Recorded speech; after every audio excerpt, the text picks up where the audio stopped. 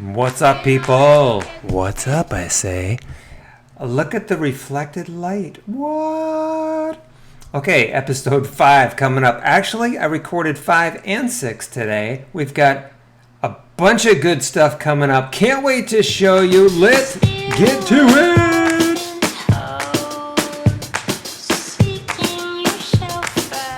Okay, this piece by Claire is so good. Look at this. This woman just spilled something on her shirt and she is not happy about it. But it's a funny story with this. I wanted to critique this piece and Claire was like, no, this is just an experiment I did in class, a classroom assignment. But it is incredible. I got to give it some due diligence here. It's so nice. I'll get to this. This is what she's doing now, and I will critique this little head here, this very nice head study.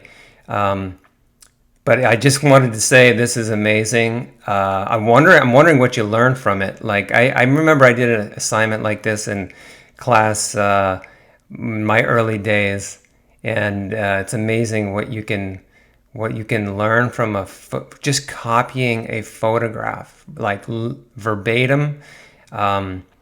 Stuff starts to just come at you like a visual like this is the piece I did back in the day, and I remember that you could actually feel stuff coming off of the page when if you render it correctly. So it's a good exercise. I encourage anybody to do this, just literal copying of a photo.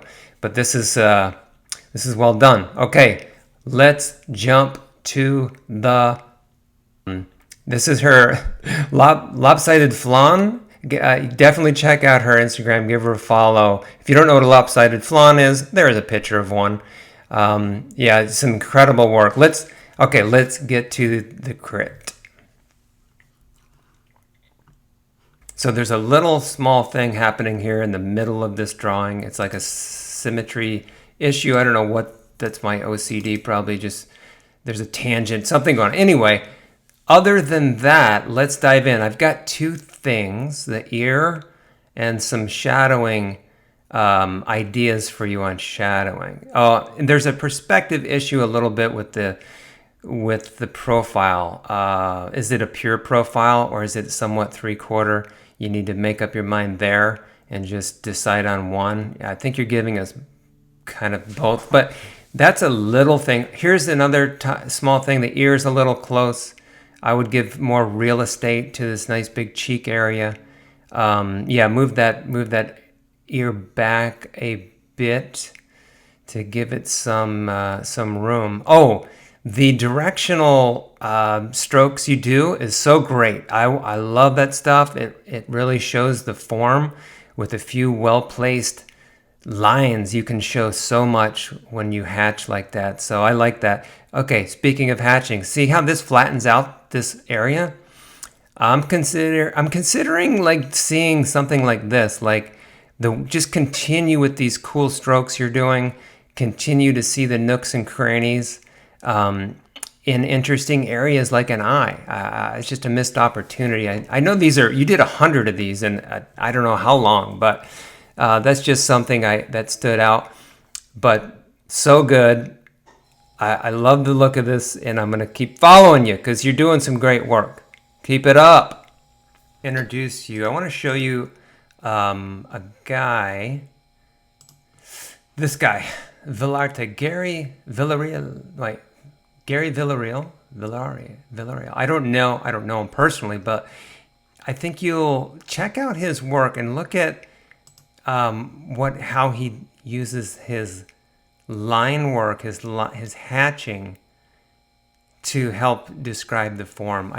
If you're not already following him, give him a follow. You might find it helpful.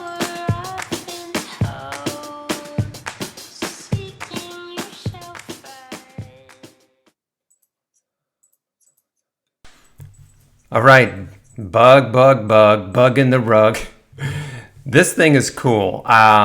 Let me see my notes on this. I think the values are very equally dispersed, and we want to probably show that there's a shiny texture, like a hard shell on this exoskeleton, and then there's this cool bullseye, like a target Must be a mating thing. Who knows? But it needs to be probably the one thing we see first, and then to show that shell, more of a hard shell. So okay, let me pull up a little value thing. Like I would say that your value range is good. It's dark. It's a lot of darks. There's a lot of lights, but it's just so equally dispersed that I'm losing a focal point. You know, I'm all about hitting a target, and let's find a target for this. So yeah, let's say you get all your values in this lower, in the red, and then you can accent with these in this white area, in this green area. See, so yeah, I would do this. Let's just throw a nice tone, like a nice value over this whole shell. That way, it'll help us pop this little light here. This is this is our target. That's the important mating ritual signal that this thing gives off. And then yeah, here's some very lightly done highlights, just to give it that feeling of a shell. That might help a little bit. There's a reflected light over there that helps show that. What am I searching for here? Okay. So yeah, the thickness of the wing, I know there's like 4 wings to this thing. It's kind of like a cicada. It has a couple layers of wings.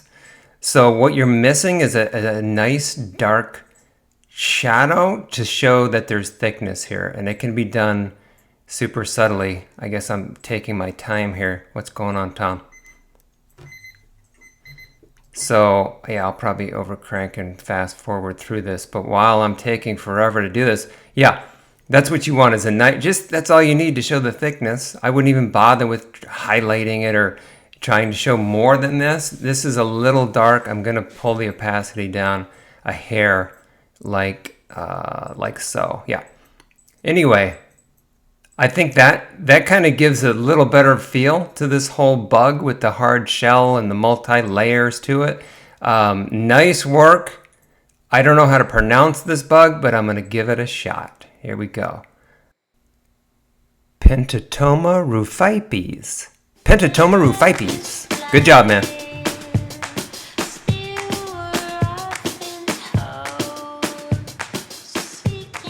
This drawing is great, man. You put up 2 drawings. It was this one, and then you put this one up side by side, and you asked like which one is better. I always will go with the more dramatic one. I love this, but it does look a little overdone. The white, it looks like sunscreen, maybe sunblock is on them, and I've got some ideas. Okay, your hat, this big hat, these are great opportunities to show some interesting shadows that goes on. Like these giant hats, you've seen these. Not this particular hat, but I think we could do something. What I did is I took your first drawing and your second one, and I overlaid them, and then I took this area and said that will be a cool shadow, and I just cut it out, and I'm like, wow, that's dynamic to me. This is so cool. You'd have to soften the edge and stuff. This was just done very quickly. But now look at this target. Like if I'm looking for where I want the eyes to go, I would definitely say it's either here up top on this highlight or down below. But that to me looks a little better. I think it's still overdone on the white. So I would, dial that back a little. I threw some shadow in here just to give it that kind of feeling of roundness. But man, I love your style, by the way. It reminds me of an old lino cut or etching. But Charles Dana Gibson is another good reference. Check him out to see what he does with hats. I mean, look at this target. Like there's your bullseye. It's like that area is just such a good opportunity with these hats. So in shadow, and yeah, good job, man.